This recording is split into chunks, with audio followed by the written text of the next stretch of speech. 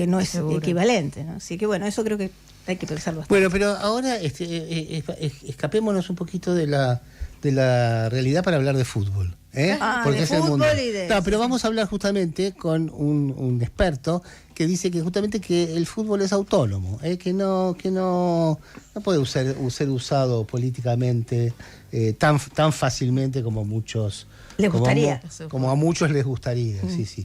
Y que además creo que no le gusta nada este torneo en Estados Unidos. No sé si estoy en lo cierto. Pablo Lavarce, que está en línea ahora con nosotros. Él es sociólogo y ensayista especializado en cultura popular. ¿Qué tal, Pablo? Soy Pablo Mas y estoy aquí con Mabel Tuaites Rey y Silvia Neistat. ¿Qué tal? ¿Cómo están? Buenas noches. Buenas noches, muy bien. No te interrumpimos de ver ningún partido, ¿no? A esta hora. No, mira, la verdad de la milanesa es que estaba trabajando un poquito con México, ¿con qué? México, Corea de fondo. Bueno. Pero seguiste trabajando. Sí, digo, un trabajo menor, mantenimiento de archivos, haciendo copias de seguridad, ese tipo de tonterías, digamos, ¿no? No es un partido que digas, uy, me pone los pelos de punta. Pero escribiste en estos días en Letra P que no estás muy entusiasmado con este campeonato. No, a ver. Me entusiasma como me entusiasman todos los mundiales y llevo 56 años viendo mundiales. El primero de mi vida fue el de 1970, casualmente en México, que fue el primer mundial transmitido por satélite a todo el mundo y el primero que se pudo ver en la Argentina, y yo tenía 8 años en ese momento, ¿no? Pero tengo ese recuerdo. Y a ver, no le iba a fallar a tampoco. Y me gusta el fútbol y todo eso, pero no, lo que me ocurre es que está muy cruzado por montones de cosas el mundial digo, a ver, es posiblemente uno de los mundiales más polémicos de la historia, dejando afuera el mundial de Videla y el mundial de Mussolini, ¿no? Esos son circunstancias todavía más excepcionales. Pero cuando pensamos que después del mundial homofóbico del 18 en Rusia y del mundial esclavista del 22 en Qatar estaba todo dicho, nos llegó el regalo del mundial trampista, digamos, ¿no? Así que no, viste, estoy hablando no de una cuestión personal, es un debate mucho más amplio que el que puedo dar yo. Esto está replicado en todos lados. No he encontrado, por ejemplo, una sola opinión a favor de que haya 4 tiempos en vez de 2. Claro, sí. Como le llaman el refreshing break. Hydrating break. Hydration. Exactamente. Break. Entonces resulta que hace 20 grados y tienen que parar de hidratarse, ¿viste? Entonces, y casualmente te pasan publicidad. Claro. Y después nada, todo lo que rodea la política migratoria de Trump, a la guerra con Irán, a Irán durmiendo en Tijuana y jugando en Los Ángeles, a los jugadores de Senegal revisados como si fueran terroristas en potencia, etcétera.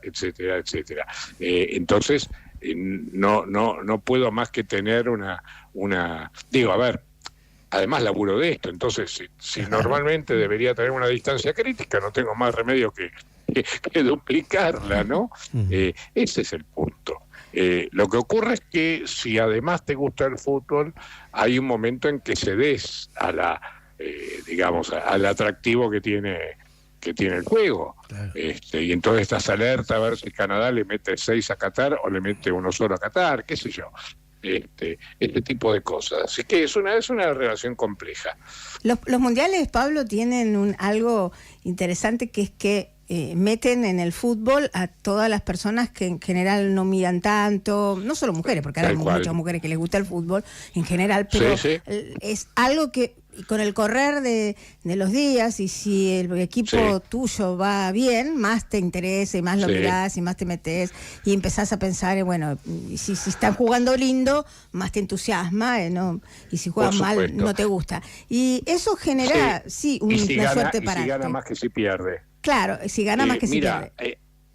Por supuesto, a ver, hay algo que es invariable, pasa absolutamente en toda la Copa del Mundo, pero además pasa en todos los países, y es que la tensión está muy atrás del desempeño, va creciendo la expectativa a medida que se pasa una ronda, no es lo mismo una primera ronda que un cuarto de final, una semifinal, etcétera. Nadie sale a festejar un triunfo contra Argelia, digamos, ¿no? Claro. Salvo 200 tarados en Times Square. Nunca faltan 200 tarados. En algún lado. En algún lado. En Bangladesh, sí, en Bangladesh, sí. No, mirá. Yo he estado con 200, eran más de 200, al lado de la Plaza Roja de Moscú. La Plaza Roja cerrada en 2018, fue el único mundial que fui en mi vida. Fui a ver un partido, ¿no? Inventé una cosa ahí, me pude hacer una escapada. Y estaba con estos 200 tarados y el bombo del Tula, cantando Brasil, decime que se siente, en Rusia, bajo la atenta mirada de la policía rusa, que parecía más severa que la bonaerense, digamos, ¿no?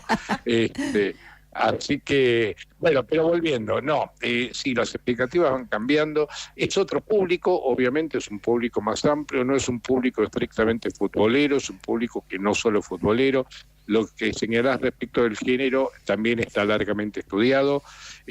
Ha habido un cambio en los últimos años muy notorio en cuanto a una relación mucho más estrecha de las mujeres con el fútbol que lo que era habitualmente. Igual sigue siendo muy divertido que la FIFA llame al Mundial de Mujeres Mundial Femenino y al Mundial de Hombres lo llame Mundial a secas, digamos, ¿no?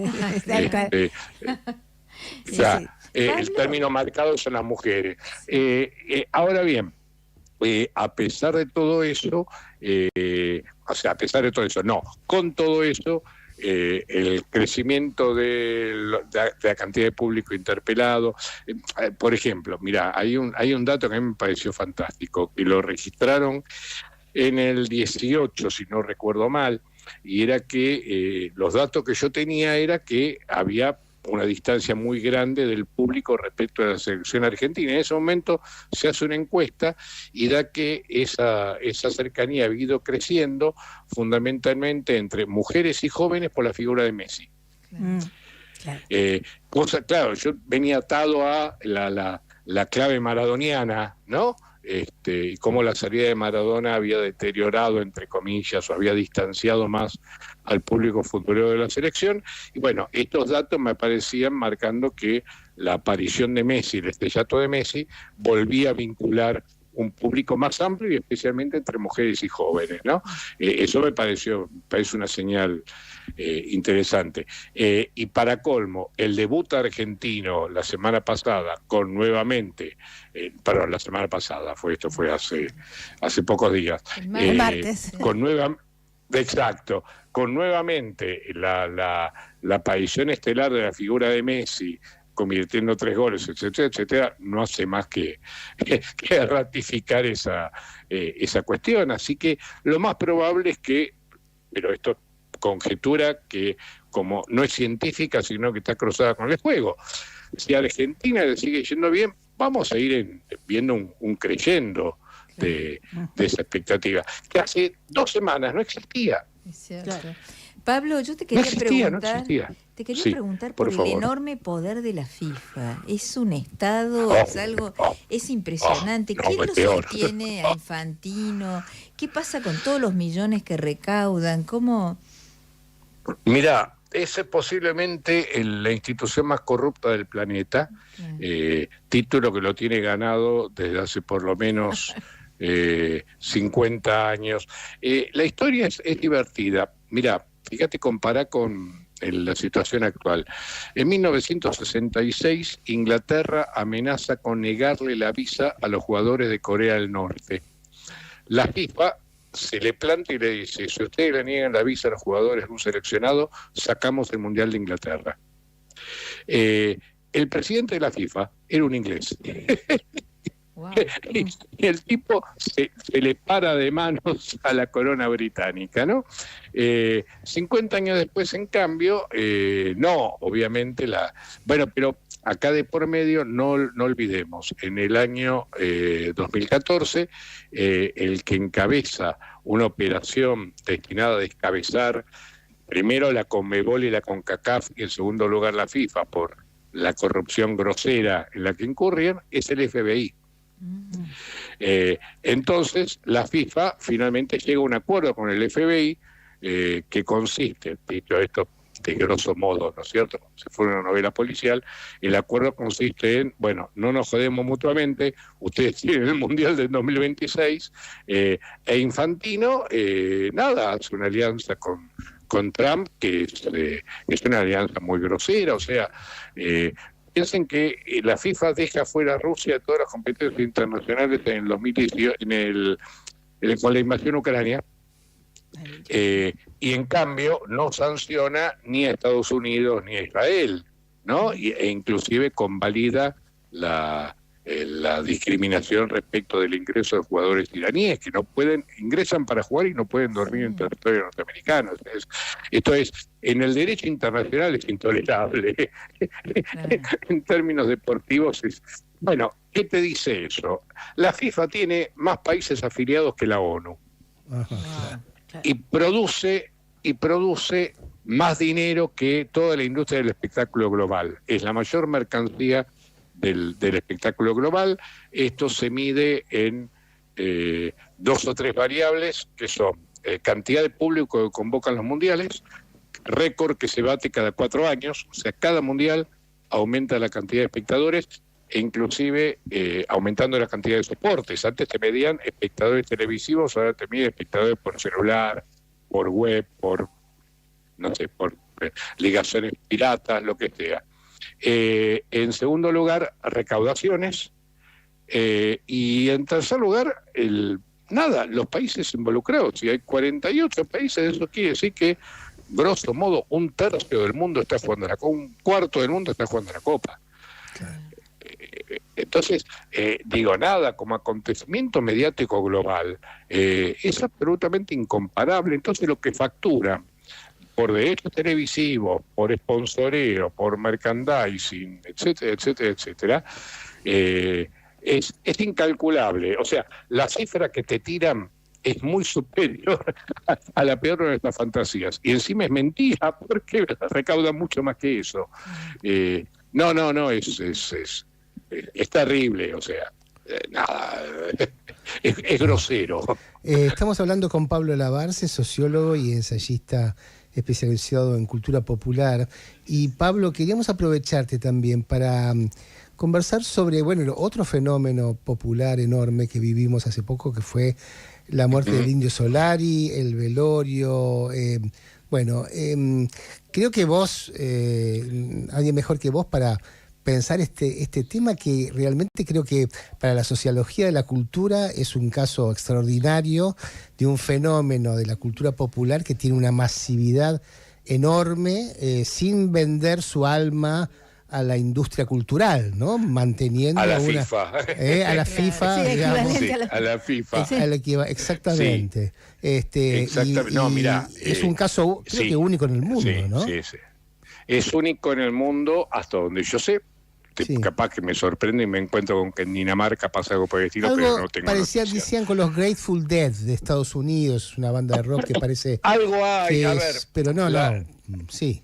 Pero la disputa de los grupos rockeros o alternativos o indies o lo que fuere con la industria son tan viejos como la industria. Claro. Siempre hay o sea, por supuesto que están aquellos que se entregan graciosamente, pero siempre hay un núcleo de rebeldía, y especialmente en el rock. O sea, se inventa en principio, o sea, el rock se inventa dentro de la cultura de masas, en el corazón de la cultura de masas norteamericana, y en determinado momento, a mediados de los 60, pega un giro contracultural que tiene que ver con los Beatles, la psicodelia, la guerra de Vietnam, la emergencia de una cultura juvenil, de una contracultura tal y como ha sido reconocida clásicamente. Entonces, ese mecanismo contracultural siempre genera algún tipo de distancia, negociación, conflicto entre las bandas de rock y la industria, donde casi siempre gana la industria. Después, el caso de Los Redondos, del indio como cerebro de esa operación, es muy original y genera muchas cosas muy originales. Una autonomía estética radical. El tipo hizo, cantó, grabó, escribió lo que se le cantó el culo durante 40 años. O sea, nunca una indicación de una discográfica, entre otras cosas porque no tenían discográfica. La discográfica eran ellos, ¿entendés? Y ni de un productor, ni musical, ni artístico, ni comercial. Nunca nadie les sugirió hagan tal cosa, porque ellos tenían una autonomía estética, una autonomía comercial que les permitía una autonomía estética radical. Eso es fantástico. Por otro lado, esa autonomía les genera un prestigio que se va acumulando y finalmente se hace excepcional, ¿no? Los públicos reconocen esa autonomía, valoran esa autonomía, ¿no? O sea, son aquellos que están fuera de los radares militares en contra de la bestia pop, para usar metáforas ricoteras. Y eso pasa a ser muy valorado y esto es otra originalidad, pasa a ser muy valorado por 2 generaciones de argentinos.